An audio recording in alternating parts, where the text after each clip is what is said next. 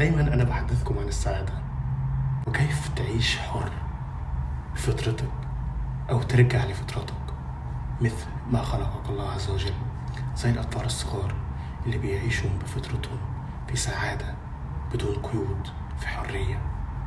بس أنا اليوم عاوز أديكوا تمرين بسيط تكتشفوا منه إيه أهدافكم في الحياة، بحيث تكونوا أكثر وعيا بأنفسكم وبأحلامكم، وتكتشفوا القيود اللي انتوا حاطينها على أحلامكم. فتابعوني للتمرين اللي جاي. أول خطوة، اجلس مع نفسك جلسة مصارحة. اجلس في مكان هادي واحضر ورقة وقلم وسيب نفسك لمدة نص ساعة واسألها بكل ثقة: أنا إيه هدفي في الحياة؟ أنا ربنا خلقني ليه؟ بكل بساطة اسأل السؤال ده لنفسك وشوف أنت تعرف إيه عن نفسك، تعرف إيه عن قدراتك، تعرف إيه عن إمكانياتك، تعرف إيه عن أحلامك. بعد ما خدت أول خطوة تيجي للخطوة التانية.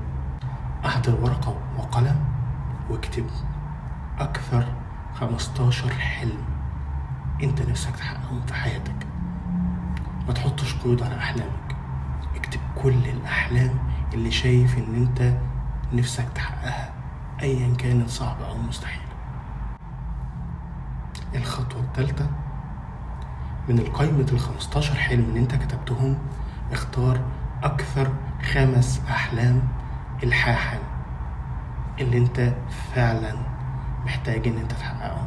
اختار من ال5 أحلام دي أكثر حلم أنت محتاجه واللي أنت لو عملته هتغير حياتك، وخد أول خطوة إيجابية فيه اليوم.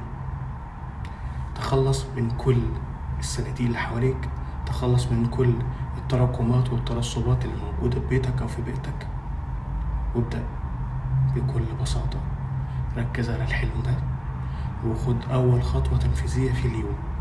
لو محتاج تتعلم شيء اتعلمه، لو محتاج ان انت تتحرك اتحرك، لو محتاج تتكلم مع حد اتكلم.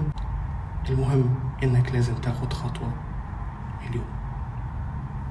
لسه الوقت ما عداش، لسه الحلم تقدر تحققه. المهم يكون عندك الإرادة وتكون عارف ان انت لم تخلق عبثا، وان الله اعطاك كل الامكانيات اللي ممكن تحتاجها. وطالما في حد وصل لشيء وهو مخلوق زيك فانت قادر ان انت توصل. المهم انك تكتشف امكانياتك. عيش سعيد لانك تستحق.